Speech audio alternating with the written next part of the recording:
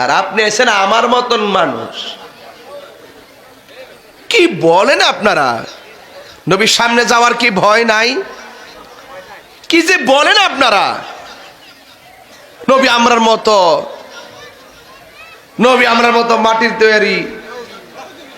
আমরা কি মাটির তৈরি? কই তারবো আমি মাটির তৈরি? কেউ কই তারবো? একমাত্র আদম আলাইহিস সালাম মাটির তৈরি। কথা কোন ঠিক না বেটি? নবী মানুষ শুরু করে হইছে মানুষিত্ব। নবী আমাদের মতো, কিন্তু হাকিকতে ভিতর বাইরে নূরুন আলা নূর। ঠিক না বেঠিক? মানুষের ঘর হইলে তো মানুষই।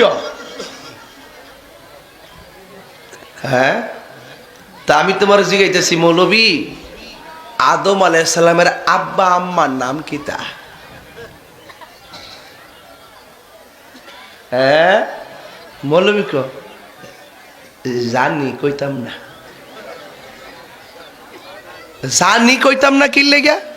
ওই কই তুই বোঝেন আদম নবীর জন্মদাতা পিতা নাই, কিন্তু রুহানি পিতা আমার নবী। এর লেগে কইছে জানি কইতাম না। ওই যে নবী শানটা শুনলো, ওই ভিতরটার ভিতরে বাবা একটা ডাবা খেলার গোড়ার সাইল মারে আড়াই ঘর।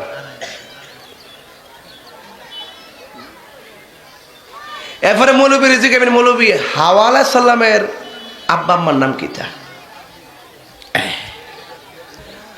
ঈসা নবীর আব্বার নাম কি তা? সুবহানাল্লাহ কইতেন না? এটা কি সাধারণ কথা? বিবেক জাগ্রত হয়ে এই কথার দ্বারা বোঝা গেল আল্লাহ বাপ মা ছাড়াও পারে, বাপ মা দিয়েও পারে, বাপ ছাড়াও পারে। সবকিছুর মালিক একজন, তিনি কে? এই মেরাজটা হইলে এমন একটা সেন্সিটিভ আলোচনা, এটা বড় সাগর, এই জন্য আমি কাইটা দিছি আর কি চালাকি কইরা। এরপরে আমার নবী রাহমাতুল লিল আলামিন মসজিদে আকসার ভিতরে গেলেন, যায়া 2 রাকাত নামাজ আমার নবী পড়ালেন। এই নামাজের দরকার আছে না নাই? 2 রাকাত নামাজের ইমামতি করলেন।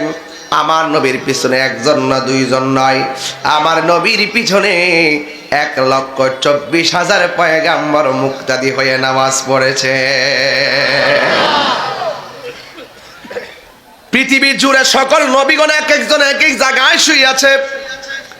সেই নবী যদি জিন্দা নবীর পিছনে, নবী দুনিয়া থেকে বিদায় হওয়ার আগেই যদি পিছনে উপস্থিত হইয়া নামাজ পড়তে পারে, তাইলে আপনারা